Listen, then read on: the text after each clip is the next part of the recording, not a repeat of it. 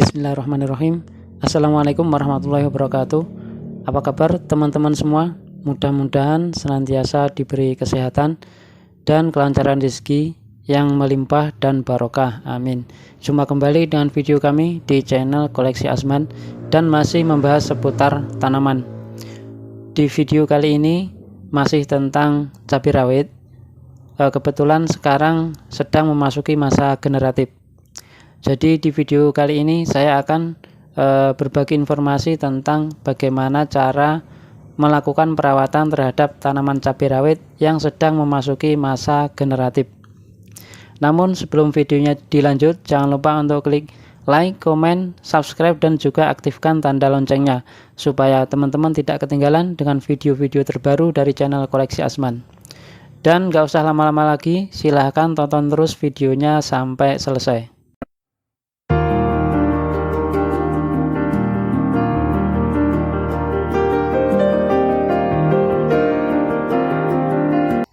Baik teman-teman, sekarang video kita lanjutkan. Jadi pertumbuhan tanaman itu dibagi menjadi dua fase. Yang pertama fase vegetatif dan yang kedua fase generatif. Untuk fase vegetatif itu dimulai dari tumbuhnya kecambah, kemudian pertumbuhan akar, batang, dan daun. Sedangkan untuk di fase generatif itu adalah tanaman sudah akan memasuki masa berbunga. Jadi untuk fase generatif itu ditandai dengan munculnya bunga seperti ini. Di sini saya ada contoh 4 polybag. Semuanya saya tanami cabai rawit dan sudah memasuki masa generatif. Jadi semuanya sudah mengeluarkan bunga seperti ini. Kemudian untuk perawatan selanjutnya itu tentu berbeda ya antara tanaman yang masih di masa vegetatif dengan tanaman yang sudah masuk di masa generatif. Tanaman itu membutuhkan 3 unsur hara penting di dalam kehidupannya, yaitu NPK atau nitrogen, fosfor, dan kalium. Pada masa vegetatif itu tanaman lebih banyak membutuhkan unsur N ataupun nitrogen dibanding unsur P dan K. Sedangkan ketika sudah pindah ke fase generatif itu tanaman lebih banyak membutuhkan unsur fosfor dan kalium, di mana kedua unsur tersebut yaitu unsur fosfor dan kalium itu digunakan tanaman untuk memacu pertumbuhan bunga ataupun buah. Selain itu untuk menguatkan tanaman sehingga daun, bunga, dan buahnya tidak mudah rontok.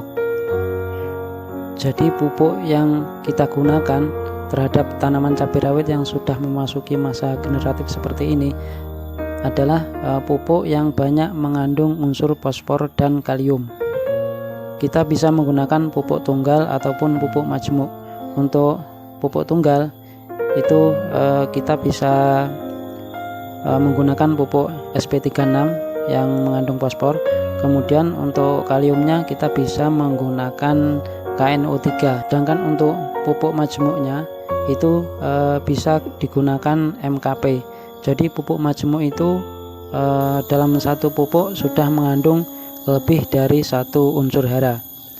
MKP itu mengandung fosfor dan kalium sekaligus.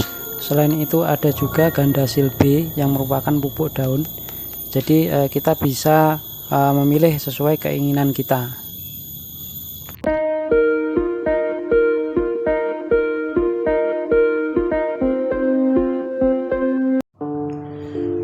Dari beberapa alternatif pupuk yang bisa digunakan, di sini saya menggunakan pupuk daun dengan nama Gandasil B.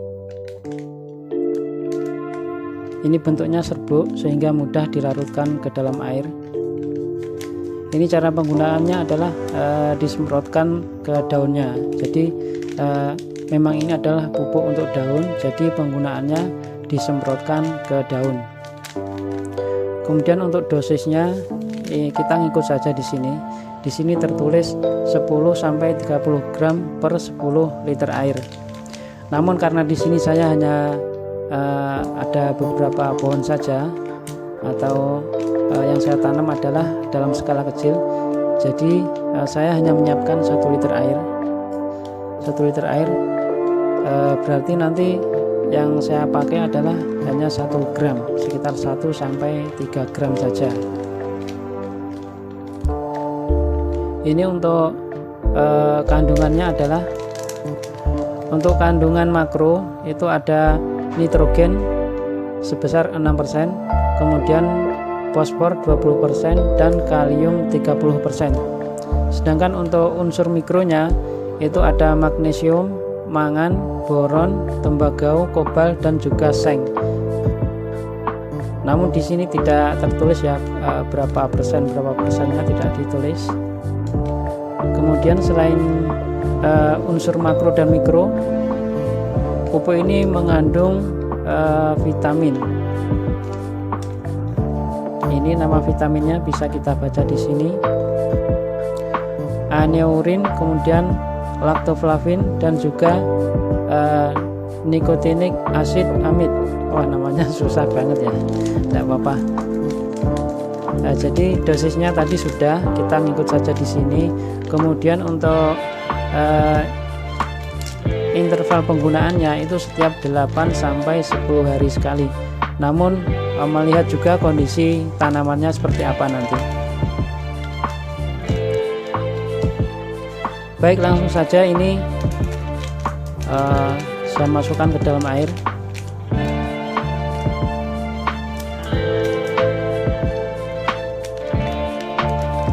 Sebentar, ini saya buka dulu.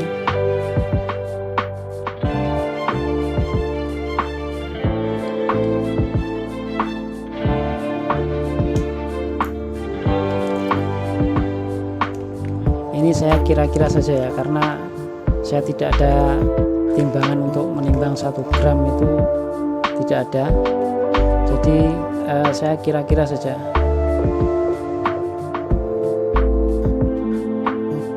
Tambah sedikit lagi. Nah, kurang lebih seperti inilah untuk 1 liter. Kemudian langsung kita masukkan.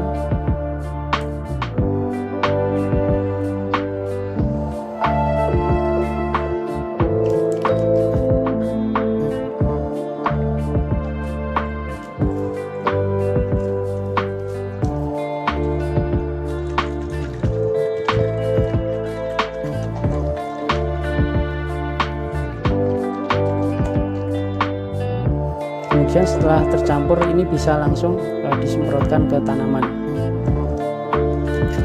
Kemudian waktu terbaik untuk melakukan penyemprotan adalah di pagi hari sekitar jam 9 atau jam 10. Jadi jam 9 sampai jam 10 pagi seperti itu. Karena pada saat itulah stomata sedang terbuka, sehingga apapun yang menempel pada daun itu bisa langsung diserap oleh daun, kemudian disebarkan ke seluruh tanaman. Kemudian selain pupuk daun, saya menambahkan juga POC dengan bahan kulit pisang. Ini saya tambahkan dengan cara dikocor ya, dikocor ke tanaman. Ini untuk ukurannya itu setiap tanaman saya biasa kasih 200 ml. Dan bagi teman-teman yang tidak mempunyai gelas ukur, bisa menggunakan cup seperti ini. Ini ukuran cupnya adalah 10 oz. Ini isinya 200 ml. Jadi nanti kita kasih POC dengan bahan kulit pisang seperti ini, tiap pohon 200 ml. Kemudian cara pembuatan POC dari kulit pisang ini saya sudah ada videonya, nanti saya kasih linknya di deskripsi. Baik, sekarang kita langsung ke kebun ya untuk melakukan penyemprotan dan juga pemberian POC nya.